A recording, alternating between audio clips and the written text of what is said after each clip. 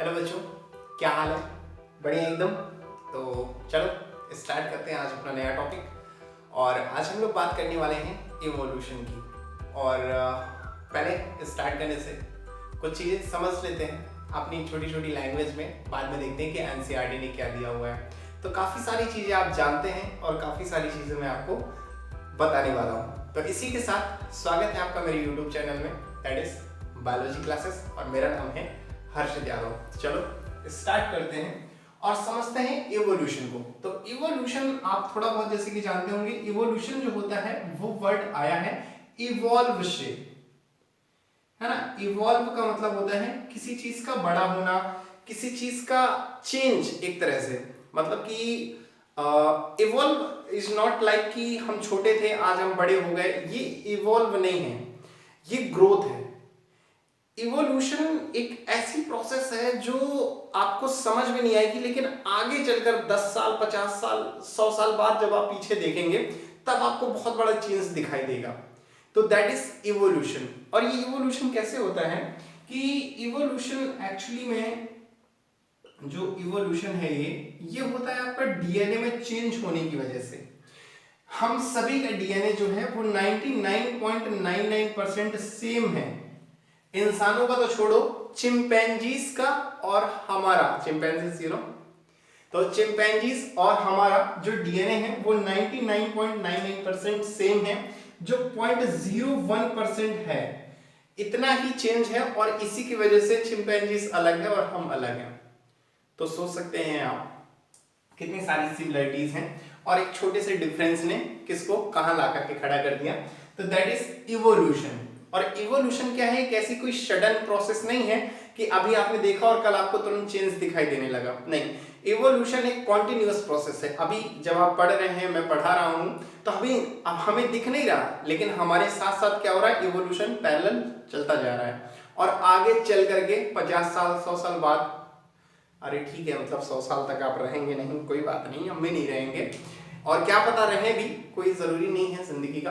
तो 50 साल 50 तो ले सकते ना, इतना तो रहोगे हैं। तो 50 साल बाद जब हम देखेंगे तो हमें काफी सारी चीजें चेंजेस दिखाई देंगी। जैसे आपके फादर या आपके मदर आज देख रहे हैं तो उन्हें बहुत सारी चेंजेस दिखाई देती हैं। वो बहुत बताते भी होंगे कि हमारे जमाने में ऐसा पढ़ाई नहीं होती थी, है ना, आज तो ये सब हो गया है, पहले ऐसे नहीं होता था। तो ये क्या है? This is evolution. तो इसी को समझते हैं। ये अपनी लैंग्वेज में मैंने थोड़ा सा समझा दिया है। अब देखते हैं कि एनसीईआरटी ने क्या दे रखा है, तो इसको रफ कर देता हूं। अब देखते हैं एनसीईआरटी ने क्या बताया है। एनसीईआरटी कहती है कि there is an inbuilt tendency to variation.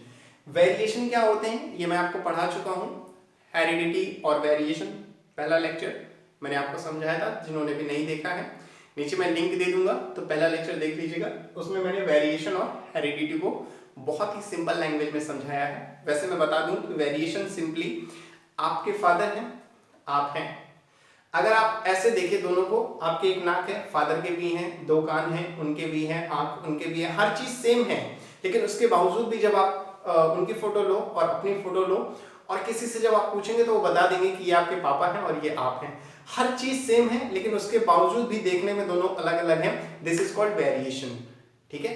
तो there is an inbuilt tendency to variation, हम सब में होता है। आप अपने फादर की तरह नहीं हैं, आपकी आगे आने वाली जनरेशन वो आपकी तरह नहीं होगी। तो हम लोगों में एक टेंडेंसी होती है वेरिएशन की during reproduction, both because of errors in DNA. क्या होता है कि डीएनए में जो चेंज होता है, वो जो 0.01% चेंज होता है, उसी की वजह से ये वेरिएशन क्रिएट हो जाते हैं, and as a result of sexual reproduction. और ये वेरिएशन आपको देखने को कहां मिलेंगे? ये वेरिएशन आपको देखने को मिलेंगे सेक्सुअल रिप्रोडक्शन में। एसेक्सुअल में आपको देखने को नहीं मिलेगा, उसमें पेरेंट्स और प्रोजनी दोनों सेम होती हैं, ठीक है। लेकिन सेक्सुअल रिप्रोडक्शन में पेरेंट्स और प्रोजनी दोनों डिफरेंट होती हैं। फिर बात करते हैं एन इलस्ट्रेशन। कोई एक इलस्ट्रेशन है, ऐसे एग्जांपल्स आपके एनसीईआरटी ने दे रखे हैं, कोई बहुत खास नहीं है, इसलिए इसको हम आगे देखेंगे।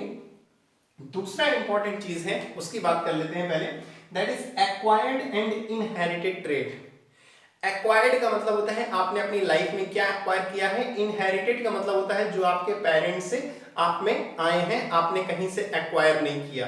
ठीक है, तो वो होते हैं इनहेरिटेड, यानी कि इनहेरिट किया है आपने अपने फादर से या अपने पेरेंट्स से। पहला चीज दे रखा है स्टार्विंग बीटल्स और दूसरा है टेललेस माइस। इसका मतलब मैं आपको समझाता हूं। पहला स्टार्विंग बीटल, साइंटिस्ट ऐसा कहते हैं कि कोई भी चीज अगर आपके पेरेंट्स में है तो वो आगे वाली जनरेशन में जाएगी। मतलब कि इनहेरिटेंस में उन्होंने ऐसा बताया है कि पेरेंट्स के कैरेक्टर जो है वो आगे नेक्स्ट जनरेशन में ट्रांसफर होते हैं, लेकिन कुछ चीजें ऐसी होती हैं जो ट्रांसफर नहीं होती हैं, जैसे स्टार्विंग बीटल। स्टार्विंग बीटल का एग्जांपल का मतलब है कि अगर कोई बीटल है वो स्टार का मतलब होती है भूखी, है ना, मतलब उसे खाना नहीं मिला है और वो दुबली पतली सी है, तो ऐसा नहीं है कि उसके आगे आने वाली जनरेशन वो भी एकदम दुबली पतली सी ही होगी, ऐसा जरूरी नहीं है। ठीक है, हम लोगों में भी ऐसा होता है कि कई बार फादर जो होते हैं वो बहुत दुबले पतले से होते हैं, वो लड़के जो होते हैं उनके बहुत हट्टे कट्टे होते हैं, जिम विम जाने लगते हैं। ये कई बार ऐसा होता है कि मतलब फादर बहुत हेल्दी होते हैं और उनके बच्चे एकदम सूखे से होते हैं। तो ये क्या है, ये एग्जाम्पल नहीं है इनहेरिटेंस का। ठीक है, कि हर चीज जरूरी नहीं है कि पेरेंट्स से आगे वाली जनरेशन में ट्रांसफर हो। ऐसे ही दूसरा एग्जाम्पल है टेललेस माइस का। ये बहुत अच्छा सा एग्जाम्पल है और आपको पढ़ के बहुत मजा आएगा, तो इसको समझते हैं। अब ये क्या है, ये एक तरह से थोड़ी सी शैतानी है जो साइंटिस्टों ने करी। हम लोग भी करते हैं, साइंटिस्ट भी करते हैं, हम भी वही हैं, साइंटिस्ट भी वही हैं। बस क्या है कि आपको लगता होगा कि साइंटिस्ट बहुत दिमागदार होते हैं, बहुत उनमें ब्रेन होता है, ब्रिलियंट होते हैं, ऐसा कुछ नहीं है। जो चीज़ हमारे दिमाग में आती है वही उनकी आती है। बस हम क्या है वो सोच के छोड़ देते हैं और डर जाते हैं कहीं यार लोग क्या कहेंगे, पापा क्या कहेंगे, डांट ना पड़ जाए। वो ऐसा नहीं है, वो कोई चीज़ सोचते हैं तो फिर उस पर लग जाते हैं। वो नहीं सोचते कि अच्छा है बुरा है। जैसे अभी एग्जांपल मैं आपको दे रहा हूं तो आपको समझ में आएगा कि ये कितनी बेवकूफ़ी वाली चीज़ें हैं। जैसे टेललेस माइस, इन्होंने पढ़ा इनहेरिटेंस कि अगर कोई भी चीज फादर में है तो वो उसके आगे वाली जनरेशन में, यानी कि पेरेंट्स की कोई चीज उसके आगे वाली जनरेशन में ट्रांसफर हो जाएगी। तो उन्होंने इसका एक एग्जांपल देखा। सबसे पहले उन्होंने क्या किया कि उन्होंने एक जगह खाना रखा, फूड रख दिया, ठीक है, फूड रख दिया और उसके डिफरेंट डिफरेंट डिफरेंट डिफरेंट रास्ते बना दिए। ठीक है, उन्होंने क्या किया कि डिफरेंट डिफरेंट डिफरेंट डिफरेंट रास्ते बना दिए, कुछ टेढ़े मेढ़े एड़े टेढ़े ऐसे करके जाने कितने रास्ते बना दिए। ठीक है, और रास्तों में क्या किया कि ऐसे करके यहां एक माइस बैठाया। कैसे बनेगा पता नहीं, जैसा भी बनता है। मेरे घर का तो चूहा ऐसे ही था, आपके घर का पता नहीं कैसा हो। ठीक है, ये एक माइस है। अरे हंसो मत यार, है मेरे घर में ऐसे ही होते हैं, आपके घर में नहीं होंगे। ठीक है, तो ये एक माइस है। इन्होंने क्या किया, इस माइस को, इस चूहे को, लो भैया चूहा लिख दूं या चूहे लिख दूं, चूहा लिख देता हूं, ठीक है, वरना आप कहोगे सर बंगाली हो क्या, जेंडर का पता ही नहीं आपको। ठीक है, ये चूहा है। ठीक है, तो इन्होंने क्या किया, इस चूहे को छोड़ दिया और इस चूहे से कहा कि जा भाई खाने का रास्ता ढूंढ।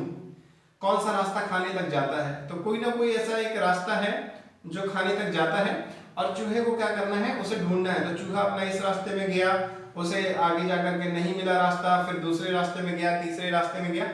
ऐसा करते करते करते करते चूहे ने कहीं ना कहीं खाना ढूंढ लिया और ये सब ढूंढने में उसको लगे 2 घंटे।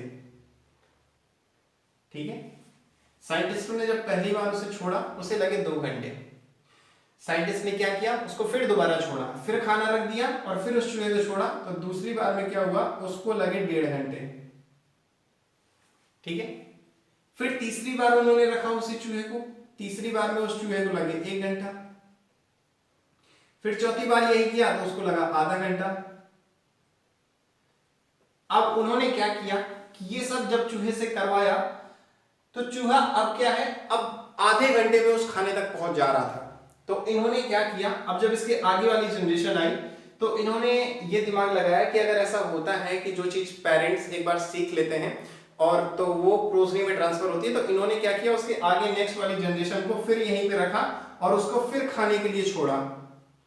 तो उन्होंने क्या देखा कि जब पहली बार वो जो पहली वाली जनरेशन थी ना पेरेंट्स वाली, तो वो क्या कर रहा था, चूहा जब उसको छोड़ा गया था तो उसे 2 घंटे लगे थे पहली बार में। लेकिन जब उसके नेक्स्ट वाली जनरेशन आई तो उसे जब यहां पर छोड़ा गया खाना खाने के लिए रास्ते में, तो वो आधे घंटे में ही पहुंच गया। तो यहां से उन्हें ये तो मालूम हो गया कि यार पेरेंट्स ने कोई चीज सीख रखी थी, वही चीज कहां आ गई, उसके बच्चे में आ गई। इसीलिए पेरेंट्स को आधे घंटे, पहली बार में तो 2 घंटे लगे, फिर उसने बार बार प्रैक्टिस से उस चीज को क्या कर लिया, आधे घंटे में ले आया। लेकिन वही चीज जब नई जनरेशन आई तो उसे प्रैक्टिस नहीं करना पड़ा, वो आधे घंटे में ही खाना ढूंढ लिया। तो उन्होंने लगाया दिमाग कि यार कुछ ना कुछ तो है जो ये इसने अपने पहली वाली जनरेशन से लेकर आया है। तो साइंटिस्ट ने क्या दिमाग लगाया, साइंटिस्ट ने दिमाग लगाया कि यार अगर फादर में कोई चेंजेस होते हैं या पेरेंट्स में कोई चेंजेस होते हैं तो बच्चों में जाते हैं। उन्होंने क्या किया कि पेरेंटल जनरेशन की पूंछ काट दी, मतलब चूहे की पूंछ काट दी। अब वो क्या सोच रहे थे कि अगर पेरेंटल जनरेशन में कोई चेंज हो तो वो आगे जनरेशन में जाता है, तो उन्होंने पेरेंट जनरेशन की पूंछ काट दी। फिर जो नई जनरेशन आई तो वो क्या सोच रहे थे कि अब जो नई जनरेशन आएगी वो पूंछ नहीं होगी उसमें, क्यों, क्योंकि हमने तो पहले काट दी। कई सारी जनरेशन की ऐसे, जब नई जनरेशन आई तो उसकी पूंछ नहीं कटी थी, उन्होंने फिर उसकी काटी। आप सोचा कि आगे जनरेशन में जाएंगे तो उसकी कटी होगी, मतलब वो ये सोच रहे थे कि बार बार करने से एक बार ऐसा होगा कि जो माइस होंगे वो टेललेस होंगे, कहीं ना कहीं उनकी पूंछ नहीं होगी। लेकिन ऐसा वो कई जनरेशन तक करते रहे और उन्हें कुछ हाथ नहीं लगा। देख रहे हैं आप, मतलब कितनी बेवकूफ़ी वाली चीज़ें कर रहे थे। लेकिन खैर वही बेवकूफ़ी वाली चीज़ें आज हम लोग पढ़ रहे हैं और जिनकी वजह से उन्हें साइंटिस्ट कहा जा रहा है। तो हमें तो लग रहा है कि बेवकूफ़ी वाली हरकतें हैं, लेकिन एक समय पर ये चीज़ें, मतलब उन्होंने काफ़ी कुछ दिया, यही इनहेरिटेंस बताया और एक्वायर्ड कैरेक्टर बताया, यही चीज़ वहाँ से निकल के आई। तो उससे इन्होंने ये कंक्लूजन किया कि अगर कोई भी चेंजेस हमारे अंदर होते हैं, अंदर इन द सेंस एक टर्म उन्होंने ढूंढा और वो टर्म था जर्म सेल। वो टर्म क्या था, दैट इज जर्म सेल। उन्होंने एक टर्म खोजा, जर्म सेल। उन्होंने कहा कि अगर कोई भी चेंजेस जर्म सेल में होते हैं, हमारी बॉडी में सेल्स होती हैं और उसमें भी जर्म सेल होती हैं, अगर कोई चेंजेस हमारे जर्म सेल में हो जाए तो वो नेक्स्ट जनरेशन में क्या होगा, मतलब पाई जाएंगी। जैसे चूहे ने आधे घंटे में खाना ढूंढ लिया, फिर उसके अगली जनरेशन ने भी आधे घंटे में ढूंढ लिया। तो जो खाना उसने प्रैक्टिस से क्या किया था, अपनी जर्म सेल में कुछ चेंजेस ला दिए थे, और वही क्या हुआ कि आगे नेक्स्ट जनरेशन में क्या हो गया, वो भी आधे घंटे में ढूंढने लगे। तो जर्म सेल में चेंजेस हो गए थे। लेकिन वहीं जो पूंछ काट रहे थे वो जर्म सेल में चेंज नहीं हो रहे थे, वो अंदर से कोई चेंज नहीं हो रहा था, वो बाहर से पूंछ काटे जा रहे थे। इसीलिए आगे आने वाली जनरेशन जो है वो टेललेस नहीं हुई। ऐसे ही एक जब साइंटिस्ट कोई चीज कहते हैं तो उनका भी अपोज होता है। तो ऐसे ही जब साइंटिस्ट ने बोला कि यार मतलब पेरेंटल जनरेशन में कोई चेंजेस होती हैं तो आगे वाली जनरेशन में भी वो चेंज दिखाई देते हैं। तो किसी साइंटिस्ट ने कहा कि अगर ऐसे ही है तो इंडिया में क्या है कि बहुत जनरेशन से जो महिलाएं हैं, लेडीजें हैं, वो अपने कान छिदवाती रही हैं। तो फिर ऐसा क्यों नहीं होता कि आज जो संतानें पैदा हो रही हैं उनके पहले से छिदे हुए कान हों। अगर वाकई में पेरेंटल जनरेशन में कोई चेंजेस हो रहे हैं तो आगे आने वाली जनरेशन में होना चाहिए, लेकिन ऐसा नहीं होता। तो वहीं से ये टर्म निकल के आया कि जो कान छेदे जा रहे हैं वो बाहर से छिदवा रहे हैं, वो कोई जर्म सेल में चेंज नहीं है। ठीक है, तो वहां से ये टर्म निकल के आया कि अगर जर्म सेल में चेंज होंगे तो वो हमारी नेक्स्ट जनरेशन में ट्रांसफर होंगे, and that is called inheritance. ठीक है, तो ये इसका एग्जाम्पल था। ये भी एक तरह से इवोल्यूशन का ही पार्ट है, इसलिए यहाँ ये समझाया गया है। तो ये एक छोटी सी स्टोरी थी, स्टोरी कह लो या ऐसे ही डिस्कस करने की बातें थी। अब यहाँ से नेक्स्ट आगे जो स्टार्ट करने वाला हूँ वहां से स्टार्ट होगा आपका मेन इंपॉर्टेंट चीज, और वहां हम बात करेंगे डार्विन की। ठीक है, और अलग अलग साइंटिस्ट ने क्या क्या खोजा, क्या क्या उन्होंने एक्सपेरिमेंट्स किए, उन सब चीजों की बातें करेंगे। इवोल्यूशन कहाँ से स्टार्ट हुआ, सबसे पहले दुनिया में कौन आया, क्या चीजें देखी गई, कैसे इंसान आए, है ना, ये सब चीजें हमारे दिमाग में आती हैं कि सबसे पहले दुनिया में कौन आया होगा। तो यही सब सारी चीजें हैं। अभी तो डिटेल में इतनी नहीं है, 12th में मैं आपको पूरा डिटेल में बताऊंगा। अभी छोटी छोटी सी चीजें हैं, लेकिन फिर भी मैं काफी चीजें बता देता हूँ, तो जरूर बताऊंगा। तो इसे रफ करते हैं और स्टार्ट करते हैं मेन चीज। ठीक है, जो आपका डार्विन और बाकी सारे साइंटिस्ट के एक्सपेरिमेंट्स हैं।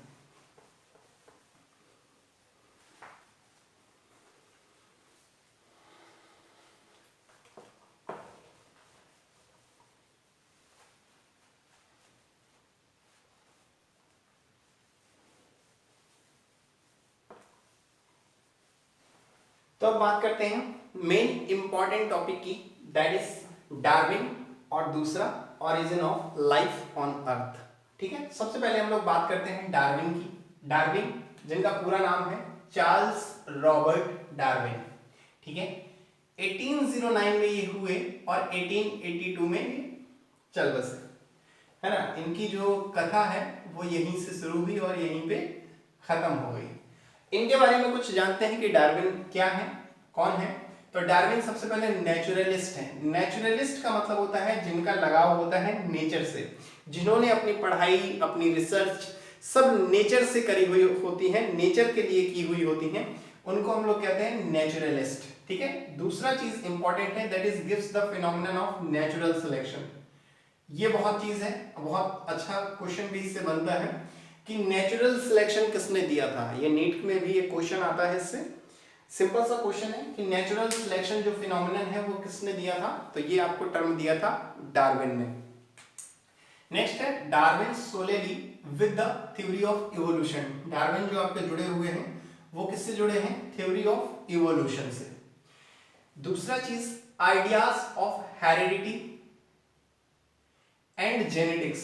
जेनेटिक्स और हेरिडिटी के जो भी आइडिया हैं, हेरिडिटी मैंने आपको बताया था कि पेरेंट्स के कैरेक्टर्स का आगे नेक्स्ट जनरेशन या प्रोजनी में ट्रांसफर होना, दैट इज कॉल्ड हेरिडिटी। ठीक है, जेनेटिक्स, जेनेटिक्स के बारे में भी मैंने पढ़ाया है कि जीन्स के बारे में, जेनेटिक्स टर्म से जुड़ा हुआ है जीन्स, जीन्स वाला जीन्स नहीं जो आप लोग ने पहन रखा है, जीन्स फैक्टर्स, कैरेक्टर्स, है ना। और ये मैंने जेनेटिक्स के बारे में पढ़ाया है, मोनोहाइब्रिड, डाईहाइब्रिड वाला मेरा एक लेक्चर है, बहुत अच्छा रिस्पांस दिया आप लोगों ने, तो पहले इसके लिए थैंक यू बनता है। और दूसरा चीज की हेरिडिटी और genetics that we have discussed earlier, जो हम बात कर चुके हैं, वो यहाँ पर बहुत इंपॉर्टेंट होंगे इवोल्यूशन में। ठीक है, इनकी भी हम लोग बात करते हुए चलेंगे। दूसरा इंपॉर्टेंट चीज है that is origin of life on earth, कि जो लाइफ है, जो जीवन है, वो धरती में कैसे आया। बहुत इंटरेस्टिंग सा चैप्टर है, अगर आप इसे अच्छे से समझेंगे तो आपको बहुत इंटरेस्ट आएगा। मेरी क्लास में ऐसे मत बैठो कि एकदम बिल्कुल क्या है यार एनसीईआरटी समझनी है या पढ़ना है, नहीं। एक इस तरह से बैठो कि हम लाइफ के बारे में समझ रहे हैं, जिंदगी के बारे में समझ रहे हैं। साइंस कोई अलग नहीं है। साइंस आप अपने हिसाब से जब एनसीईआरटी उठाएंगे तो हो सकता है आपको चीजें लगे कि कितना मतलब क्या लिखा है कुछ समझ में नहीं आ रहा, लेकिन जब मैं समझाऊंगा ना तब आपको समझ में आएगा कि साइंस कुछ अलग है ही नहीं। अपने बारे में ही समझना है, अपने बारे में ही पढ़ना है, दैट इज साइंस। और मोस्टली बायोलॉजी तो है ही क्या, हमारे बारे में ही तो पढ़ रहे हैं, और अपने बारे में जानना कोई बुरी चीज है क्या। तो चलो समझते हैं origin of life on earth. इस पृथ्वी पर जो जीवन है उसका ओरिजिन कैसे हुआ, उसकी शुरुआत कैसे हुई। तो सबसे पहली चीज डार्विन थ्योरी ऑफ एवोल्यूशन। अलग अलग साइंटिस्ट हैं, अलग अलग थ्योरीज हैं, जिन्होंने जैसा देखा वैसा बता दिया। जैसे अलग अलग ग्रंथ हैं हम लोगों के, है ना। हमारी गीता है, हमारे यहाँ कहा जाता है, हिंदुओं में ऐसा कहा जाता है कि ब्रह्मा जी ने इस सृष्टि की रचना करी, है ना। ब्रह्मा जी ने बनाया इंसानों को, प्लांट्स को। वहीं आप जब दूसरा ग्रंथ दिखेंगे, आप बाइबल देखेंगे, तो बाइबल में बताया गया है कि एक दिन में ही बना दिया था। उनके जो भी उनके गॉड हैं, उन्होंने इस दुनिया को, मतलब ये दुनिया मतलब जैसी आज दिख रही है वैसा ही उन्होंने क्रिएट किया, है ना। उन्होंने ऐसा कुछ नहीं बताया कि धीरे धीरे मतलब चीजें आई, धीरे धीरे लोग इवॉल्व हुए, धीरे धीरे पेड़ पौधे आए, ऐसा कुछ नहीं। उन्होंने कहा कि जो चीज जैसी है वैसी ही हमारे गॉड ने बनाई। ठीक है, उसके बाद आप कुरान में देखेंगे तो कुछ अलग लिखा है, मुझे कुरान का इतना याद नहीं है क्या है। बाइबल का थोड़ा सा पढ़ा है कि ये दुनिया जैसी दिख रही है एज सच ही गॉड ने क्रिएट करी है। हमारे यहाँ जैसा कहा गया कि ब्रह्मा जी ने इस सृष्टि की रचना करी है। तो जैसे अलग अलग धर्म ग्रंथों में अलग अलग लिखा हुआ है, ऐसे ही हमारे यहाँ अलग अलग साइंटिस्टों ने अपनी अलग अलग थ्योरी दे रखी है। ठीक है, जिसने जैसा देखा वैसा बता दिया। तो अब किसकी थ्योरी सही है, कौन सी मोस्ट लॉजिकल है, तो ये हम अभी पढ़ेंगे। तो सबसे पहले हम लोग बात करते हैं डार्विन थ्योरी ऑफ इवोल्यूशन, कि डार्विन ने अपनी क्या थ्योरी दी। ये जो नेचुरलिस्ट हैं, नेचर के बारे में जब इतना पढ़ा और समझा तो इनको भी कुछ समझ में आया, तो इन्होंने अपनी क्या थ्योरी दी उसको समझते हैं। It tells us how life evolved from simple to more complex. इन्होंने बताया कि जो जीवन है, जो लाइफ है, वो पहले सिंपल था, आज जो है वो बहुत कॉम्प्लेक्स फॉर्म में कन्वर्ट हो गया है। तो ये कैसे बना? एंड मेंडल्स एक्सपेरिमेंट, मेंडल के जो एक्सपेरिमेंट हैं वो भी इनसे कुछ जुड़े हुए हैं। बताया ना यहाँ पर कि हेरिडिटी और जेनेटिक्स दोनों को ही हमें इवोल्यूशन में लेकर चलना पड़ेगा। तो मेंडल्स के कुछ एक्सपेरिमेंट है वो भी बताते हैं इवोल्यूशन को। Gives us the mechanism for the inheritance of trait from one generation to the next. और जो मेंडल के एक्सपेरिमेंट है वो बेसिकली इनहेरिटेंस, एक ट्रेट से F1 जनरेशन फिर F2 जनरेशन है ना, उस चीज पे बेस है। तो वही चीज इन्होंने यहाँ पर बताई है डार्विन ने अपनी थ्योरी में कि ये लाइफ जो है ये कैसे सिंपल से कॉम्प्लेक्स बनी है, कैसे कैसे इनहेरिटेंस हुआ है ट्रेड्स का, है ना, एक जनरेशन से दूसरे जनरेशन में। तो डार्विन ने यही सब बताया है।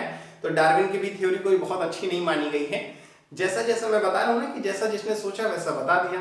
तो अभी यहाँ पर कोई लॉजिक नहीं है, कोई मानने को तैयार नहीं है कि हाँ ऐसा ही है। ठीक है, तो ये एक पहली थ्योरी थी जो डार्विन ने ऐसा दिया कि सिंपल से कॉम्प्लेक्स फॉर्म में कन्वर्ट हुई। मेंडल के एक्सपेरिमेंट से कोई मैकेनिज्म देखा, उससे बता दिया कि इनहेरिटेंस से ऐसा ऐसा बना है, एक जनरेशन से दूसरे जनरेशन में चीजें चेंजेस हुई हैं। ठीक है, इस तरह से जीवन की उत्पत्ति हुई है। तो ये अपने डार्विन के खुद के विचार थे। अब हम आगे बात करते हैं दूसरे साइंटिस्टों के, फिर हम बात करेंगे कि किसका विचार कितना अच्छा है और कौन सा माना गया है। तो ये चीज अगर आप स्नैपशॉट लेना चाहें तो ठीक है, वरना पीडीएफ नोट्स मैं नीचे टेलीग्राम लिंक दे दूंगा, तो वहां से आप पीडीएफ डाउनलोड कर सकते हैं। तो इसे रफ कर देते हैं। तेरे नखरे ये सेंधाए लक तेरा हिलदा रहंदा है, जुल्फां मुझ तेरी नचदी है, चैन साड़ा दिल दा नचदा है, खबर तैनू कोई ना साढ़े दिल दा तू नसा है, हर दफा है कि baby I am falling for you, ये जो तेरी अदा है मरहबा है। तो अब समझते हैं हम लोग नेक्स्ट अगले जो साइंटिस्ट हैं, दैट इज जेबियस हैल्डेन। जेबियस हैल्डेन, इन्होंने क्या किया, इन्होंने अपनी थ्योरी क्या बताई उसके बारे में समझते हैं। ये एक ब्रिटिश साइंटिस्ट थे। ब्रिटिश साइंटिस्ट का मतलब यहाँ के नहीं थे, अपने यहाँ के, ब्रिटिश है ना, ब्रिटेन के थे तो ब्रिटिश बोला गया। Become citizen of India letter, बाद में क्या हुआ कि भारत के ही नागरिक बन गए। सजेस्टेड, जैसे होता है ना, हम लोगों में भी बहुत लोग होते हैं या आप लोग होंगे, आगे जाकर के पढ़ाई करेंगे बहुत अच्छी और फिर फॉरेन में जाके सेटल हो जाएंगे, है ना। वहाँ पहले तो जाएंगे पढ़ने के लिए कि मैं रिसर्च करने आया हूँ, मैं कोई नई चीज़ सीखने आया हूँ, लेकिन वहाँ आपको कोई मिल गई तो आप भी वहीं सेटल हो जाएंगे। तो फिर बाद में आपके आगे भी लिख दिया जाएगा कि है तो इंडियन साइंटिस्ट लेकिन सिटीजन ऑफ जिस देश की आपको कन्या मिल गई वहाँ के आप सिटीजन हो जाएंगे। तो ऐसे ही इन भाई साहब को भी कोई कन्या मिल गई होंगी साइंटिस्ट वाली, या नहीं भी मिली होंगी तो इन्होंने अपना जीवन यापन यहीं गुजार दिया होगा, इसलिए ये इनको कहा गया कि मतलब हाँ भारत के नागरिक हैं। फिर नेक्स्ट है, suggested in 1929 that life must have developed from the simple inorganic molecule. इन्होंने क्या बताया कि इन्होंने बताया अपनी थ्योरी में कि जो लाइफ है वो सिंपल इनऑर्गेनिक मॉलिक्यूल से आई हुई है।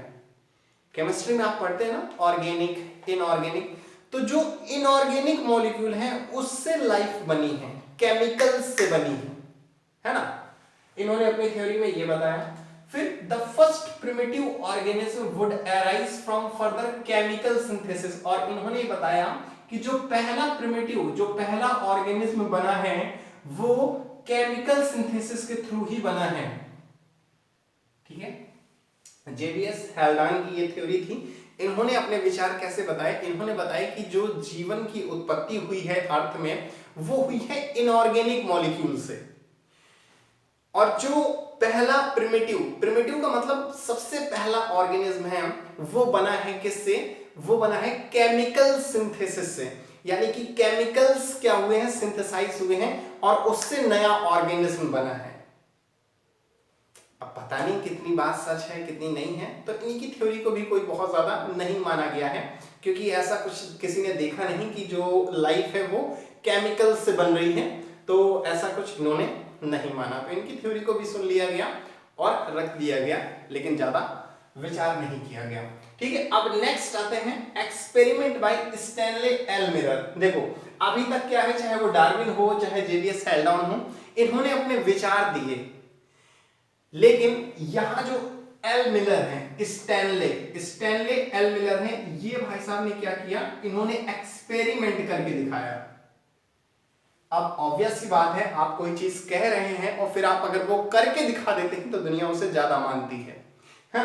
तो इन्होंने क्या किया, एक्सपेरिमेंट किया। किसने किसने, स्टैनले एल मिलर और हैरोल्ड सी यूरे ने। इन्होंने 1953 में एक एक्सपेरिमेंट करके दिखाया। इन्होंने बातें नहीं बताई, बातें तो बताई ही, लेकिन पहले एक्सपेरिमेंट किया फिर बातें बताई, जिससे इनकी थ्योरी को ज्यादा तवज्जो मिली, ज्यादा लोगों ने समझा और माना। तो इन्होंने एक्सपेरिमेंट में क्या किया, दे assembled an atmosphere similar to that thought to exist on early earth। इन्होंने क्या किया, एक ऐसा एटमॉस्फेयर बनाया जो इन्होंने बताया कि जब दुनिया सबसे पहले दुनिया की उत्पत्ति हुई थी तब ऐसा ऐसा एटमॉस्फेयर था। आज हम जो देख रहे हैं ना कि ऑक्सीजन हम लोग ले रहे हैं, ऐसा पहले नहीं था। पहले इस दुनिया में ऑक्सीजन थी ही नहीं। एनारोबिक ऑर्गेनिज्म होते थे, एक होते हैं एरोबिक जो ऑक्सीजन लेते हैं, और एक होते हैं एनारोबिक जो ऑक्सीजन जिनको जरूरत नहीं होती। तो पहले ऐसा बोला जाता था कि एनारोबियोसिस, एनारोबिक ऑर्गेनिज्म थे जिन्हें ऑक्सीजन की जरूरत नहीं पड़ी थी। तो ऐसा ही उन्होंने क्या किया कि जैसा पहले टेम्परेचर था, जैसा पहले एटमॉस्फेयर था, वैसा इन्होंने क्रिएट किया। लैब है साइंटिस्टों की, कुछ भी क्रिएट कर देते हैं, है ना। तो उन्होंने क्या किया, एक ऐसा एटमॉस्फेयर बनाया। अब ये थोड़ा सा एक्सपेरिमेंट बड़ा है, इसलिए मैं नीचे लिख नहीं सकता, तो मैं इसको रफ कर देता हूं और इस एक्सपेरिमेंट को पूरा डिटेल में बताते हैं कि इन्होंने कौन कौन सी चीजें ली, इन्होंने क्या बताया, कैसा कैसा पहले एटमॉस्फेयर था। ठीक है, तो इसे रफ कर देते हैं और फिर इसको पूरा लिखते हैं।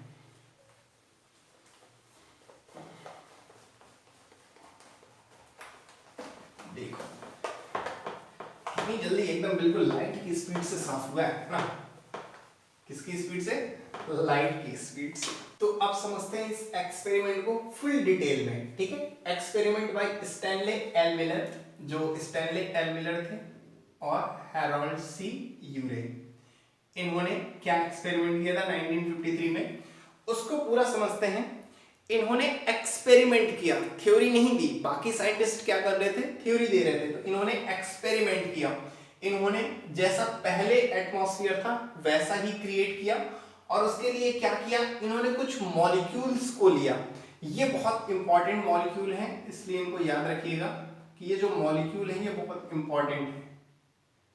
ठीक है, नीट में ये क्वेश्चन आया था, ये आपको 12th में भी एक्सपेरिमेंट देखने मिलेगा। ठीक है, अब ये नीट 2018 में आया था, 17 में आया था, मुझे एग्जैक्ट याद नहीं है, आप लोग देख लीजिएगा। ठीक है, शायद 17 या 18 में आया था, और ये कई बार आ चुका है, एक बार नहीं उसके पहले भी कई बार आ चुका है कि कौन कौन से जो मॉलिक्यूल हैं वो लिए थे स्टैनले एल मिलर ने। ये एक्सपेरिमेंट आपको 12th में भी देखने को मिलेगा अगर बायो लिए रहे तो, है ना। मैथ पे चले गए तो आपको नहीं मिलेगा देखने। ठीक है, मैथ वालों के लिए नहीं है, बायो वाले के लिए। अगर वो डॉक्टर बनना चाहते हैं, अगर वो बायो लेते हैं, तो उन्हें ये एक्सपेरिमेंट 12th में भी दिखाई देगा। तो 12th में नीट में ये क्वेश्चन आता है कि कौन कौन से मॉलिक्यूल लिए थे। तो मॉलिक्यूल सबसे पहले अमोनिया, NH3 जिसे कहते हैं, अमोनिया लिया था।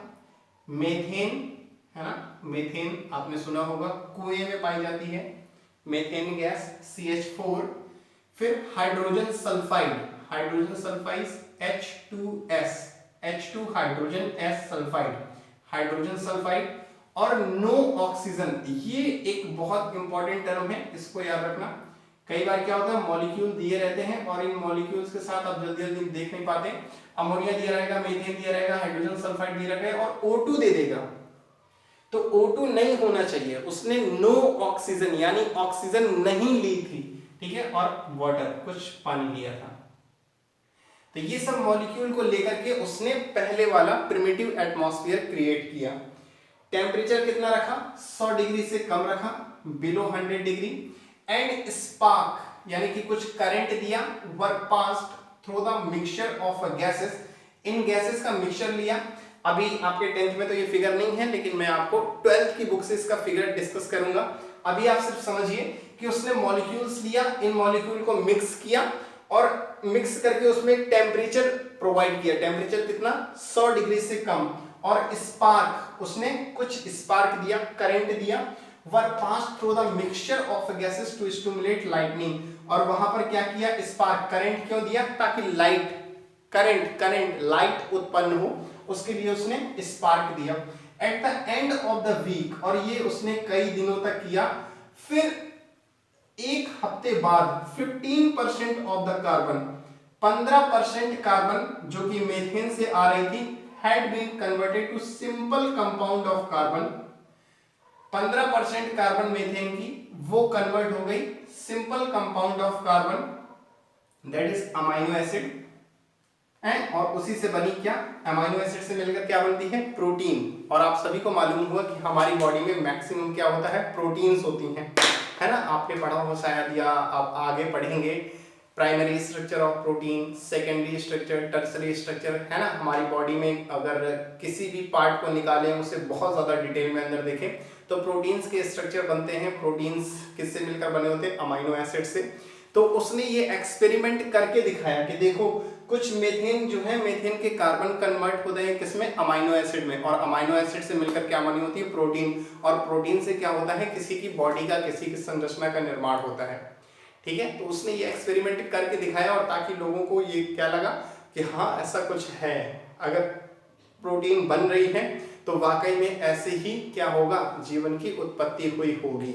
तो इस एक्सपेरिमेंट को काफी सराहा गया, काफी माना गया। अभी मैं इसका फिगर आपको डिस्कस करता हूं। उससे पहले एक छोटा सा टॉपिक है, दैट इज स्पेशिएशन, उसको समझ लेते हैं। ठीक है, तो ये एक्सपेरिमेंट क्या करते हैं, कैसे इनको याद करते हैं? तो एग्जाम में आ जाएगा कि describe the experiment of Stanley L Miller. ठीक है, तो आपको कुछ नहीं करना है, सिंपली बता देना है कि उसने पहले एक ऐसा एटमॉस्फेयर लिया जो प्रिमिटिव अर्थ में पाया जा रहा था। कुछ मॉलिक्यूल्स लिए उसने, कौन कौन से? अमोनिया, मीथेन, हाइड्रोजन सल्फाइड और थोड़ा सा वाटर, ऑक्सीजन नहीं लिया। फिर क्या किया उसने? फिर उसको क्या किया? एक बॉक्स में रख दिया, मिक्सचर में रख दिया। और फिर क्या किया? कुछ उसको टेम्परेचर गर्म किया, कितना? ताकि 100 डिग्री से कम रहे। ठीक है, फिर उसमें स्पार्क प्रोड्यूस कराया, लाइटनिंग के लिए, करंट के लिए। और फिर उसने क्या देखा कि जो उसने मीथेन ली थी, CH4 ली थी, उस मीथेन का जो कार्बन था CH4, एक कार्बन 4 हाइड्रोजन, तो जो मीथेन का कार्बन था वो कन्वर्ट होने लगा किसमें? Simple compound of amino acid. ठीक है, और वो अमाइनो एसिड से मिलकर क्या बने होते हैं? प्रोटीन्स बने होते हैं। और इस तरह से उसने बताया कि लाइफ कैसे बनी अर्थ पे। ठीक है, तो चलो इसको फिगर को देखते हैं थोड़ा सा। तो यहाँ हम लोग बात करते हैं फिगर की। आप लोग देख सकते हैं नीचे दिया हुआ है diagrammatic representation of millers experiment. ठीक है, ये 12th की NCERT से मैंने लिया है, क्योंकि 10th में नहीं है। तो फिगर मैं इसलिए बता रहा हूँ, आप याद रखें ना रखें, लेकिन अगर कोई चीज़ देख लेते हैं ना तो ज़्यादा याद रहती है, इसलिए मैं फिगर को बता रहा हूँ। तो देखो, उसने क्या किया? कई सारी गैसेस ली थी। कौन कौन सी गैस ली थी? मीथेन ली थी, अमोनिया लिया था, वाटर, हाइड्रोजन। हाइड्रोजन नहीं है, लेकिन फिर भी वाटर में हाइड्रोजन है, अमोनिया में है CH4, तो हाइड्रोजन आप कह सकते हैं। उसने क्या किया? गैसेस का मिक्सचर लिया। ठीक है, और उसमें क्या किए? इलेक्ट्रोड यानी कि वही स्पार्क दिए थे, किसके लिए? लाइटनिंग के लिए। ठीक है, और पानी लिया था, तो यहाँ से पानी क्या है? बाहर निकल रहा है, दैट इज वाटर आउट। और ये कंडेंसर है, यहाँ से वो पानी डालता जा रहा था। फिर वाटर ड्रॉपलेट्स यहाँ पर बनने लगी। फिर वाटर कंटेनिंग ऑर्गेनिक कंपाउंड, कुछ ऑर्गेनिक कंपाउंड यहाँ पर बन रहे थे, जो कि क्या किए थे? पानी को लिए हुए थे। और यहाँ से क्या हो रहा था? लिक्विड वाटर ट्रैप किया जा रहा था, यानी कि पानी को यहाँ पर रोका जा रहा था। और यहाँ बॉइलिंग वाटर, यानी कि उसने इतना टेम्परेचर दिया, कितना? 100 डिग्री से थोड़ा सा कम, यहाँ पानी उबाला जा रहा था। और ये वैक्यूम पंप। ठीक है, तो ये एक उसने पूरा एक्सपेरिमेंट बनाया और इसे करके दिखाया, जिसकी वजह से क्या हुआ? इसके एक्सपेरिमेंट को काफ़ी माना गया और ऐसा लगा कि हाँ, जो जीवन है, जो लाइफ है, वो किससे आई है? वो आई है आपके इन मॉलिक्यूल से, ठीक है, कार्बन, अमोनिया, हाइड्रोजन, इन्हीं मॉलिक्यूल से क्या हुई है, लाइफ आई है, ठीक है। तो ये छोटा सा एक्सपेरिमेंट है, चाहे तो आप बना करके एक बार प्रैक्टिस कर सकते हैं, वरना कोई ज़रूरी नहीं है। बस ज़रूरी क्या है कि आपको ये कैसेस याद रखनी है बस, ठीक है। यही ऑप्शन में आता है, यही पूछा जाता है। तो अगर बड़ा क्वेश्चन, लॉन्ग क्वेश्चन में आता है तो पूरा एक्सपेरिमेंट आप बता दीजिएगा। शॉर्ट क्वेश्चन में आते हैं तो मॉलिक्यूल्स पूछे जाएंगे कौन कौन से लिए थे, और नीट में तो यही सिंपल आया था कि कौन कौन से मॉलिक्यूल मिलर ने लिए थे, ठीक है। तो अब अपन एक लास्ट टॉपिक की बात करते हैं, दैट इज स्पेशिएशन। लास्ट मतलब आज के लेक्चर का लास्ट। अभी एक लेक्चर और होगा और फिर आपका ये चैप्टर खत्म हो जाएगा। तो लास्ट मतलब आज के लेक्चर का लास्ट। तो समझते हैं स्पेशिएशन क्या होता है। स्पेशिएशन एनसीईआरटी क्या बोलती है, the origin of new species from the existing one. इतने का मतलब समझते हैं पहले। जैसे सपोज कि हमारी अपनी एक पॉपुलेशन है, हम लोग 8-10 लोग रहते हैं, है ना, आपके 4-5 भाई लोग हैं। हुआ क्या कि 4-5 भाई में से एक भाई कहीं चला गया, किसी दूसरे देश चला गया, कहीं दूसरी जगह चला गया, ठीक है। अब आप लोगों का उससे कोई कांटेक्ट नहीं है, कोई लेना देना नहीं है, और वहां पर जाकर के उसने अपनी एक नई पॉपुलेशन बना ली, है ना। वहां किसी से शादी कर लिया, वहीं उसके बच्चे हो गए, उसी माहौल में ढल गया, तो उसने अपनी एक नई पॉपुलेशन बना ली, ठीक है। तो अब क्या हुआ कि वो एक नई जनरेशन हो गई, नई पॉपुलेशन हो गई, जो हमारे से बिल्कुल मैच नहीं खाती। अब ऐसा नहीं कि हमारा भाई गया तो तुरंत जो उनके बच्चे होंगे वो तो हमारे जैसे होंगे, लेकिन कई जनरेशन बाद जब आप देखेंगे तो उनके बच्चे, मान लो सपोज कि आपका भाई अमेरिका चला गया, अब जब आप देखोगे ना उनके जनरेशन, कई जनरेशन बाद जब उनके बच्चे देखोगे तो आप लोगों के बच्चों में से उनके बच्चे कोई एक दूसरे से मैच नहीं खाएंगे। That is called speciation. यही चीज एनसीईआरटी ने कही है, the origin of new species, नई स्पीसीज की ऑरिजिन फ्रॉम एग्जिस्टिंग वन। पहले मान लो कोई एक थी, वहीं से एक नई स्पीसीज बन गई due to reproductive isolation. Reproductive isolation का मतलब हो गया कि आइसोलेट कर लिया उसने अपने आप को दूसरी जगह पर। हमारे यहाँ अपनी फैमिली में शादियां हो रही थी, उसने ऐसा नहीं किया, उसने अपने आप को आइसोलेट कर लिया, दूसरी जगह कहीं शादी वादी कर ली, ठीक है। Reproductive isolation of a part of its population. पहले हमारी ही पॉपुलेशन का पार्ट था, लेकिन कहीं और चला गया, कहीं और बस गया, कहीं और शादी कर ली। That is called speciation. जैसे कि मैंने एक बार कहीं ऐसा सुना था कि जो अब तो नहीं है, पहले अमेरिका के प्रेसिडेंट थे डोनाल्ड ट्रंप, ऐसा उन्होंने कहीं बताया था या कहीं मैंने ऐसा पढ़ा था कि उन्होंने बताया कि मैं भी इंडियन ही हूँ, हमारे जो पूर्वज थे वो इंडिया में ही कहीं, मुझे याद नहीं है एग्जैक्ट उस सिटी का नाम याद नहीं आ रहा, उसने ऐसा बोला था, सॉरी उन्होंने ऐसा बोला था कि मतलब उनके जो पूर्वज रहे हैं वो इंडियन रहे हैं, लेकिन जब आज हम उनको देखते हैं तो ऐसा कहीं से नहीं समझ में आता कि वो कभी इंडियन रहे हैं। तो वही चीज है, दिस इज कॉल्ड स्पेशिएशन। बहुत वर्षों पूर्व उनके जो पूर्वज थे वो अपनी पॉपुलेशन से अलग हो गए, उन्होंने अपनी अलग दुनिया बसा ली, और फिर कई जनरेशन बाद जब हम देख रहे हैं तो हमको दोनों अलग अलग स्पीसीज लग रही हैं, हमको हम इंडियंस अलग लगते हैं, फॉरेनर्स अलग लगते हैं। लेकिन कहीं ना कहीं क्या है कि बहुत आगे जनरेशन में अगर देखा जाए, सॉरी बहुत पीछे जनरेशन में अगर देखा जाए, तो कहीं ना कहीं जो उनके पॉपुलेशन के पूर्वज और हमारे पूर्वज एक जैसे रहे हैं, ठीक है। तो दैट इज कॉल्ड स्पेशिएशन। तो बहुत सारी बातें हो गई, बहुत सारे भाषण हो गए, और इसी के साथ अब एक चीज़ की आप लोग सोच रहे होंगे कि लेक्चर्स बहुत लेट आते हैं, और एक छोटी सी चीज़, जो अभी ये लेक्चर काफ़ी लेट हो गया है, तो मैं बता दूं कि मेरी फैमिली में कुछ ऐसा प्रॉब्लम हो गई थी, मेरी नानी जी एक्सपायर हो गई थी। तो इस वजह से क्या है कि घर का माहौल ऐसा नहीं था कि मैं पढ़ा पाऊँ, है ना। घर में मम्मी थोड़ा टेंशन रहती थी क्योंकि उनका ज़्यादा लगाव था, तो इस वजह से घर का ऐसा माहौल नहीं था कि मैं पढ़ा पाऊँ, क्योंकि मेरी आदत है हमेशा खुलकर पढ़ाने की। तो माहौल ऐसा नहीं था, तो अंदर से आ नहीं रहा था, है ना। तो इस वजह से ये लेक्चर काफ़ी लेट हो गया है, आई एम सॉरी इस चीज़ के लिए, आगे से ऐसा नहीं होगा। तो ये एक छोटी सी चीज़ थी, बाकी पढ़ते रहें, एंजॉय करते रहें। Thank you.